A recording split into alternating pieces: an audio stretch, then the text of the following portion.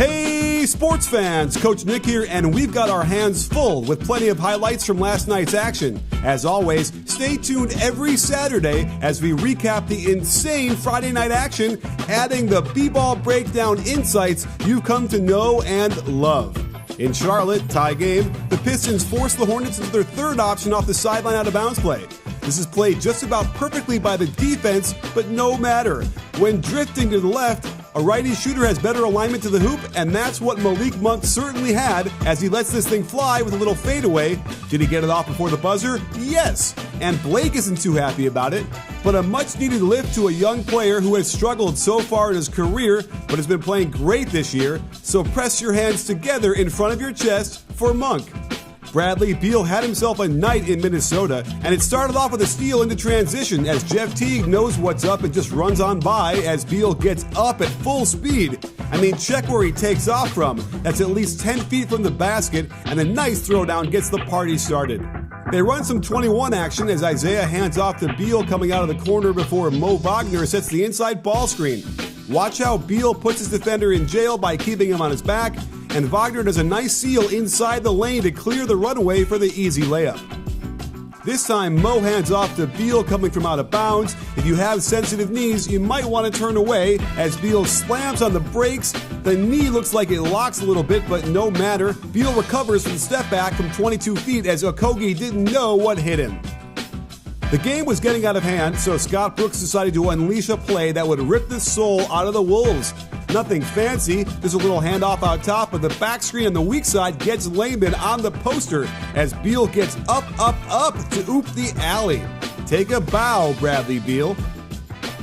If you missed my Ja Morant video the other day, get on it. This guy is something special, and he proved it again last night in Memphis as the Jazz couldn't stop him all night. Just look at this Euro step behind the back, off-foot, quick release flip off the backboard at full speed. I don't know if I have words for this other than wow, OMG, and what? And there was this fun play as Crowder wants to throw a lob to Jackson Jr. or maybe it was an alley-oop to Morant. The world may never know, and we're all better off because of it. What about this double clutch runner with a left hand, somehow squeaking it in off the glass with Conley on his heels and Gobert lurking in the paint? These are shots he might not practice, but he's already shown incredible adaptive ability to create things out of thin air. Not even sure how Ja kept this dribble alive and in his possession, and guess what? Neither were the Jazz, as he continued to put on a show to tie this game up early in the fourth, but also infuse this upstart team with positive vibes. They believe. And when it really mattered, late in the game, the little hezzy crossover into floater rolls in, breaks the tie, and enabled the Grizzlies to take this game. This kid is special, folks. Over in Houston, where the Pacers were trying to ground the Rockets, it was James Harden who was blasting off all night for 44 points. And his floater game was astronomical. The Pacers wanted to hedge the pick and roll, and it's a curious decision as a simple crossover dribble splits the defenders, and now Harden is at full speed for the traditional right foot jump, left hand release that tantalizes the big man by clearing his block attempt by about an inch before dropping clean through. This time the Pacers switched the ball screen, and while I appreciate the effort, check how bent over TJ Warren is. This is not the kind of position that enables you to be quick laterally. A simple through the legs gets Harden into the lane, a nice bounce step gets him an extra foot of separation, and there's no obstacles for him to release this little runner. No need for fancy schmancy offense when you've got the premier ISO player in the league in his comfort zone out on that left wing. Watch how he lulls the defender to sleep. Why is he reaching in like this? My goodness. And we get an off-foot floater with a left foot jump, left-hand finish, and this game is just too easy for him. But you can't get to 44 points without knocking down some triples, and he had 6 of them. In the second quarter, through the legs, pound, through the legs, behind the back, through the legs, back, one more time, behind the back. Notice how the left foot never moves even though it simulates a jab step, the gather, a simple 1-2, and that is a clean swish through the net. On the pick and roll to the left, Harden patiently waits for the mismatch to resolve itself, then a nasty crossover through the legs, left foot jab, gather, right-left step back, and the defender lunges twice but to no avail. And to end the night early, no passes, no movement, just the silencer. With a combo dribble move that doesn't get him any space, but it just doesn't matter. Rockets win going away. In LA, LeBron carried the Lake Show again last night, and Bielitsa, you should know better. The left foot takeoff, the Statue of Liberty pose, and then the stare down. How the Kings didn't just wilt off the court at this point, I have no idea. And it looked like LeBron had put the finishing touches on an early win with this deep step back three over Dwayne Dedmon. I mean, when you see LeBron skipping around with the finger guns and uppercut, it should be over, right? Right? The Kings ran a great inbounds play to free up the cutter for a layup, but LeBron has got big brains and leaves his man to step in and steal this pass, triggering the new flying death machine fast break that always ends the same way. The LeBron pass, the AD finish, now the game is over, right? Well, Bogdan Bogdanovic speaks a different language, folks, and he's on my favorite players list for a reason. With the offense stalled out, they turned to him in the left corner against terrific defense by Caruso. It doesn't matter. A shot fake, a little fade, and this long two drops clean through the rim.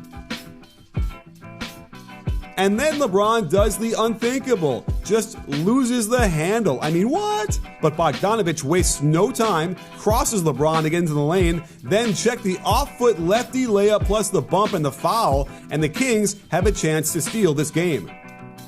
And Bogdan does it again with this tough isolation on Kuzma. The through-the-legs gallop dribble gets him a step, then look where he bounces this off the backboard to avoid the AD block. It drops through, and this game is tied. Harrison Barnes got confused on the next play. It appears he thought they had a foul to give, but they didn't. So it just gives LeBron 2 free throws to just about win the game. Can you hear me shaking my head? LeBron free throws aren't a gimme though, but he comes through in the clutch, setting us up for the final play. And what a great play call by Luke Walton, an initial execution by Barnes to fake the handoff. But he throws the ball out in front and gets his nose way too far in front of his toes. This leads to him tripping on the floor. However, from the far baseline angle, doesn't it look to you like LeBron clipped Barnes' foot? I know it wasn't intentional, but most fouls aren't. The refs have to call this, but missed it in the whirlwind of players surrounding the ball. So he staggers to the rim and into the waiting arms of Anthony Davis. Refs will swallow the whistle at the end of games, the contact isn't egregious, and that's it. An entertaining way to finish both this game and the weekly Friday night highlights from B-Ball Breakdown. So you had better like this video and, more importantly, subscribe and hit those notifications. Stay tuned next Saturday for what I am sure will be another fun night in the association. You in? Hey sports fans, Coach Nick here, and welcome to B-Ball Breakdown. I'm honored to be with Lloyd Pierce, the coach of the Atlanta Hawks, to talk a little bit about defense.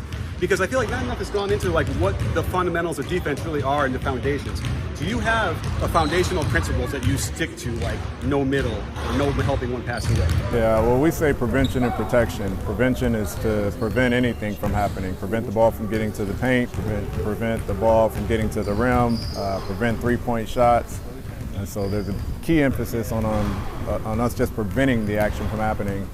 You understand a lot of those things don't always work your way, and so protection. You know, when the ball does get driven, do we have a base go, bottom defender coming over to protect the rim and protect the ball from getting to the rim?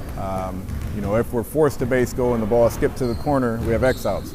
And the X-outs are in position for us to protect the three shot from going up. And so, you know, everything with us is about prevention and protection.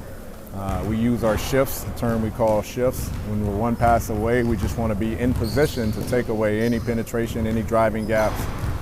We try and get shifts, understanding that it's a one-way stunt. So you're in position, but you're only going one way, which is back to the shooter.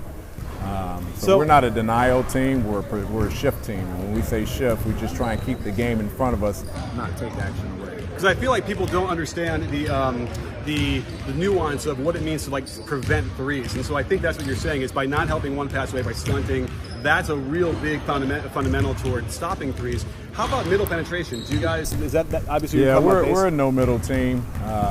You know, we try and square up the ball handler as often and as much as we can to do so, but in our mind, we try and use the no middle concept. But again, it still comes back to our shifts. Are we in position to prevent the ball from going middle? It's not just the primary ball handler defender, but it's our shifts and our weak side defenders as well. Real quick question, do you get in the air to contest threes? We do not. We call them coaches contests. Okay. When you're in shooting drills and our coaches are out there defending, as coaches, we know not to hurt our players, and so we try and contest just to help the players get their shots off, but we definitely try and stay away from their feet, and we just want to get a hand up to change the percentages a little bit. Well, thanks so much for coming on the show. I really appreciate it, and don't forget, sports fans, at B-Ball Breakdown, not a channel, we're a conversation. You in? Are you in, Coach? Thank you, I'm in.